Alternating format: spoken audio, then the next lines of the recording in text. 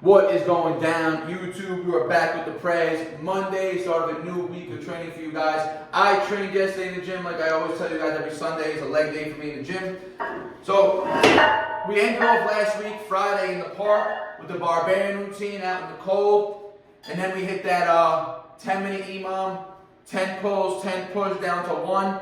So it was a very high volume push routine. The barbarian requirement has a lot more push than pull. Granted, if we're going to be considering a muscle up, push and pull, right? Because it has only one actual pull set in it, just 30 pull-ups. But it has 50 dips and 60 push-ups, right? So the push work on the routine is a lot harder, right? Or a lot more volume. So my chest actually had I felt pretty decent, really decently sore on Saturday from the routine. Saturday was a full rest day. Last Monday, we did weighted dips, 105 pounds, 3 sets of 8. So what we're going to do today on our weighted dips, we got 115 strapped on, I got 2 45s and a 25. We're going to go for one top set at 115, aiming for 5 to 8 reps. Then we'll do 2 back off sets where we're increasing volume, increasing that hold time, right? And I've been going backwards now on my dips, right? I've been facing outwards lately. I'm going to go back and face in just to see how it feels. I feel like now, as I was warming up with these 45s, which I probably could have just decided to switch the plates down to 35s, it wouldn't have made a difference. But when I was warming up with the 45s and I was facing this way, the weights were getting very close to the bar, to the pad, to this railing right here, right? So it was giving me some friction. So I'm going to try to dip again, old school style, facing forward for these sets. So 115 on the belt. First set right here. Let's go.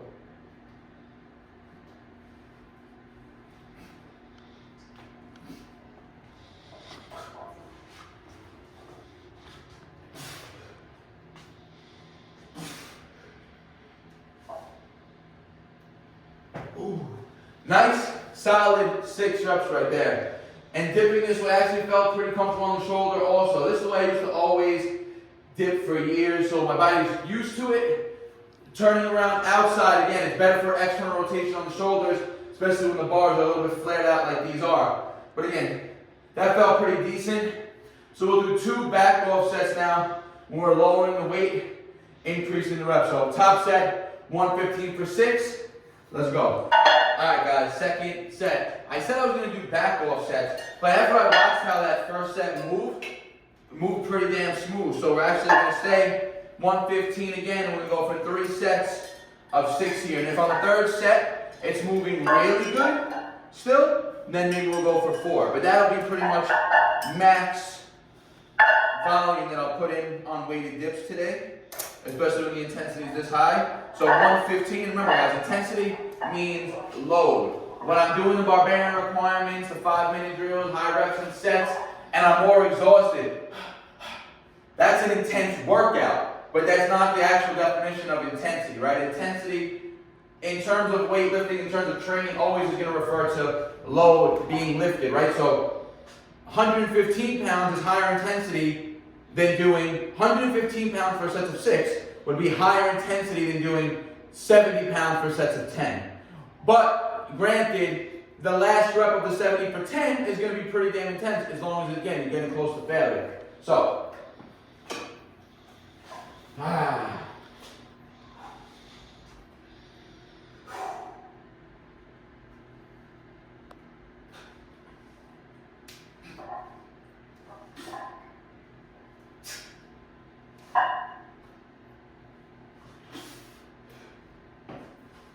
Alright guys, I could have got the 2 other ones, I could have gone 5 and 6, but once I lost control of the weights, more energy was spent, and I knew those last 2 reps would have put so much stress on my nervous system, right? The muscular system's already getting stressed, right? I barely locked out the 3rd rep, I had to correct it with the 4th rep right there, so the set wasn't going as planned. And you ain't gonna see people showing you this, right? I'm gonna show you the real shit today. This is training, right? Training is to prepare you if you're going into a competition or prepare you for a goal, right? So training is not always going to be perfectly as planned, right? That's just part of life. That's just how days go in general. So that second set, I caught 4 decent reps. Like I said, if I would have went for 5 and 6, 5 I would have been after I paused on that fourth one on top and reset, going down for 5, I felt it as I went down, right? The negative felt too demanding on the body. And if I would have reversed it and pushed it back up, it would have been like a crazy grinding rep, right? And then going for one more rep like that on 6, literally would have been, if I did that, I wouldn't have been able to do anything else for workload today, intensity-wise, right? Because that would have put so much stress on your nervous system, it would have messed up the rest of the workout to come. And we don't want that. We still want to get a little bit more work in. So now I'll do a back off set, just one back off set after this. I'll drop down to maybe 9, maybe we'll go down to 70 pounds and hit a nice set of controlled, clean repetitions. All right, guys, third set right now. You saw the second set did not go as planned. And what you could also notice from that side angle, you can see, that's the issue, right? It's the lockout where I'm weak, because the right shoulder will never get to full extension like this because the elbow doesn't get to full extension. So at lockout, my left shoulder wants to lock out, my right one's always internally rotating. So it makes my left shoulder weaker also because my body wants to put more stress naturally on the bad shoulder because this shoulder wants to rotate forward. So I have to fight the internal rotation. I have to try to, pop my chest up, avoid all that, which just makes the lockout very, very tough. The first set, it went decent. The first set is 6. But again, that's just, too much systemic fatigue right there. If I would have pushed for those last 2 reps on that second set, again, it would have just had a regression effect, shot probably all week from it, right? That's the nervous system. That's when you can overtrain, right? When you push to failure too much and with too much intensity, meaning the load, that's where you're going to set yourself up for failure or to regress. Whereas again, what I told you, if you're doing body weight sets, your body is used, your nervous system is used to living in your body. We live in our body all day. So it's a lot more efficient at pushing the body to failure and recovering from it. Whereas even though this is a body weight movement, it's calisthenics, it's just weighted, that was 125 pounds that my nervous system isn't used to feeling. It's not used to having to stress with that much weight on it in a dip movement, right? I can go to failure on, let's just say I'm going for 50 reps dips, and maybe reps 40 or 50, those last 10 feel as hard as the 10 with the 120 or whatever, but again, it's less overall systemic fatigue on the body, guys. So 70 pounds now, we'll do a cleaner set and really try to emphasize that lockout.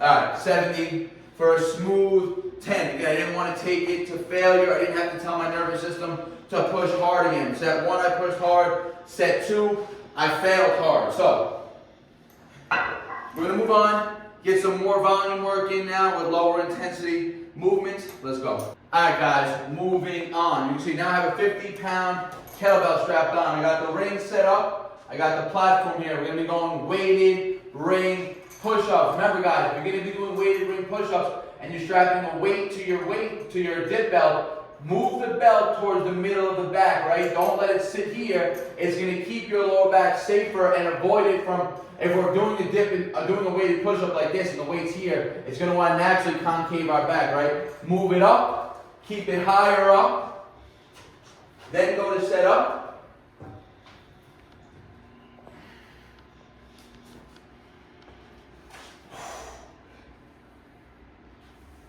So look, just peep the form. You can see the belt is a little bit higher than the lower back, and you can see my body is in one line. I always emphasize this, regardless if you're doing weighted ring push-ups, weighted dips, anything with calisthenics, guys, emphasize keeping that core tight and make sure the body is in a line, right? Especially when you're doing your push-ups.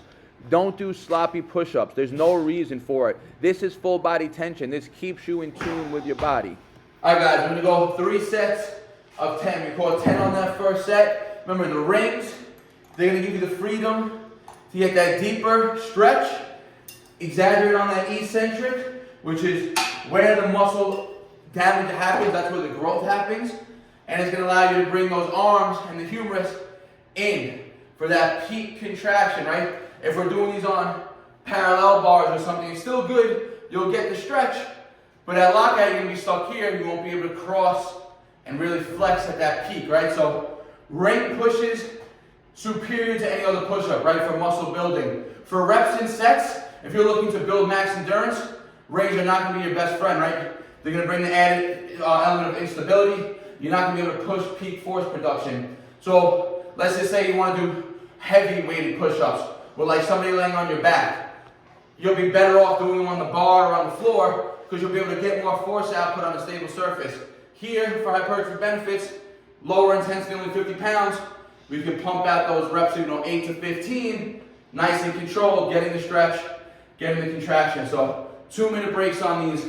Let's go. All right, guys, second set. You can see I'm triple strapping this, right? Because we don't want the kettlebell to hang or the weight to hang too low where it's hitting the floor on your reps or it starts to give you that, pendulum swing and you got to start controlling it.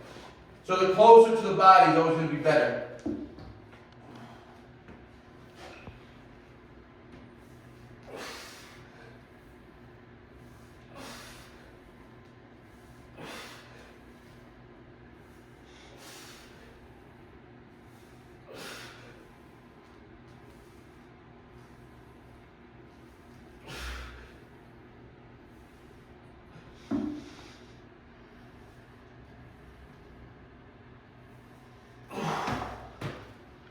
One more set.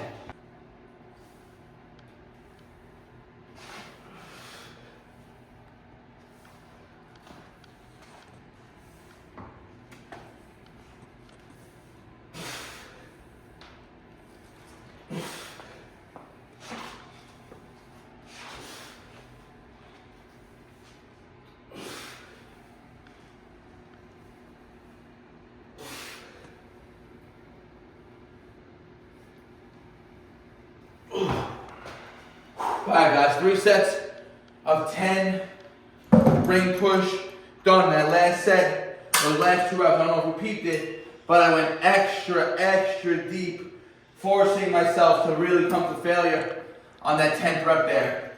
And I hope you guys are able to see every rep with the way I'm bringing the arms in, getting that peak contraction. Remember the stretch, the eccentric, that's the stretch portion of the repetition.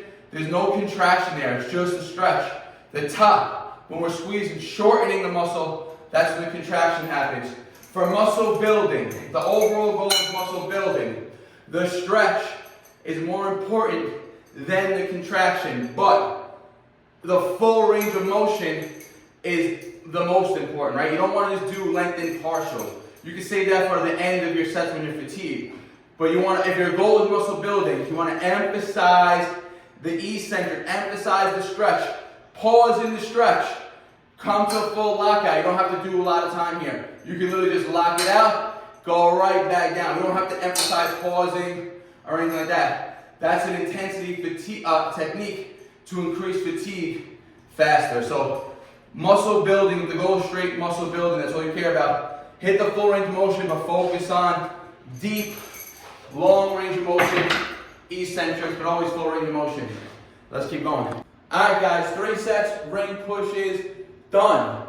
Now we're going to go on to a bodyweight movement. We're going to go 1 muscle up, 15 to 20 straight bar dips. So you can see, as the intensity lowers throughout the workout, the volume increases. Max intensity was on the weighted dips. We were only hitting sets of 6 with the 115, and then 10 with the 70. And then we lowered to ring push-ups, 50 pounds, 3 sets of 10, more volume. Now we're going to body weight, muscle up to straight bar dips, 3 sets of 15 to 20. It's going to be the highest overall volume right here. So let's get to it. All right, guys, I'm going to mention this another time. I always bring this point up in all my videos, especially when you see me doing sets like this. And if you follow me on Instagram, you would have seen my story referencing this a few days ago, and I was getting a lot of feedback on it. Look at the tempo of the repetitions. I'm spending much more time on the eccentric and coming up fast and explosive.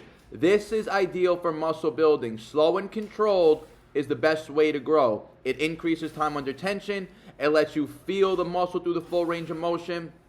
And again, you don't need a lot of weight to do this. What's the number? You guys saw slow eccentric, trying to get as deep as possible, almost bringing until my shoulder blades are starting to elevate to the point where my body feels like it's going to drop under that bar. Then I'm trying to press back out, right? Trying to get that deepest range of motion, which just trains that transition strength of the muscle up. So 12, still higher volume, slower tempo, more time under tension there. 2-minute breaks, 2 more sets. All right, guys, second set, 2-minute breaks here. And try to get another nice 12 reps.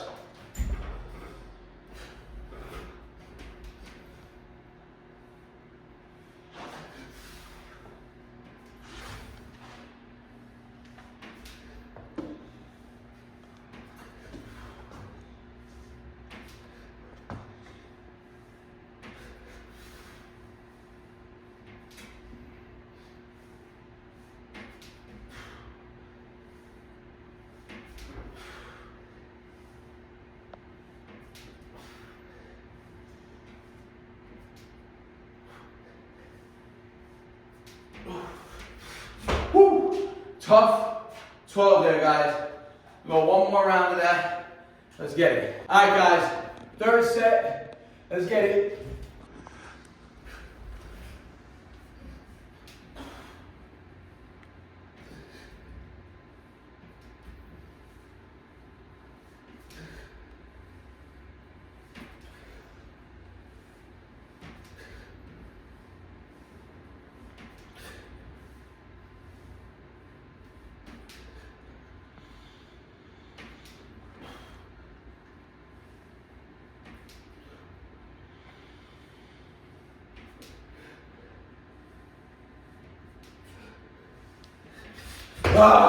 Only caught 11 on that last set, guys.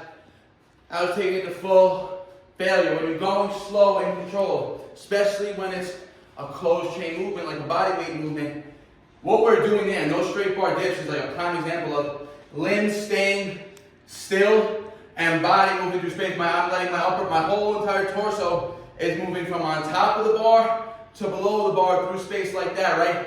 With gravity working against me, trying to bring me down. So to maintain the legs together, to maintain the form clean, the core stability, it takes a lot of engagement of the entire body. Even though we're focusing on predominantly chest, shoulders, and triceps as the main pushing muscles, everything in the body is firing up. Glutes, calves, quads, hamstrings, everything is firing up. My toes are pointing together. So as those last reps on rep 11, everything was starting to shake, and I just couldn't get that last rep locked out. But that's muscle building. That's taking the muscle to full failure. It's a lot less stressful on the nervous system when you're doing it with your body weight, right? As opposed to doing it with a lot of added weight on you. So guys, I hope you enjoyed today's chest routine. It was a little bit higher volume than last Monday's minimalist workout, but it was, again, more focused. I had more time today, a little bit more spread out with the reps and sets. And we hit one, we started heavy, high intensity. We hit a nice PR on the top set of 125, which I should have just stuck to and said what I said I was initially going to do and just do 125 and 2 back off sets instead of trying to do the 125 for the second. I'm sorry, the 115 pounds for the second set. I should have just did 115, 90, 60 like I originally thought I was going to do. But again, that's ego lifting. That was a prime example of how things could go wrong in your training when you try to ego lift, right? When it wasn't necessary for me to have to try to do those extra sets of 115. Then we lowered the intensity, increased the volume. Range pushes, 50 pounds, 3 sets of 10, gets a nasty pump, nasty engagement in the chest. And again, everything today calisthenic based, so full body tension throughout all closed chain movements, forcing the nervous system, or forcing the body, I should say, the whole central nervous system to work together as a unit, right? Meaning keeping your body engaged and working together as one whole unit, as opposed to just bench pressing with your limbs. And then finishing off with these 3 sets, straight bar dips with the muscle up added. Wrap the routine, guys. Try it out. Let me know in the comment section how it went for you guys. And if you have a question or comment, also leave it in the comment section. I'm going to get back to you. Like the video, helps the algorithm out, share with your friends and your family. If you're not subscribed, hit the subscribe button. And like always, guys, I appreciate all the support. See you in the next one. Peace out. BARNATURALS. No sad story, I ain't here for a symphony, no sympathy. When I was on the bench, you wouldn't sit with me. Now I'm on the court and I'm balling, my time's coming.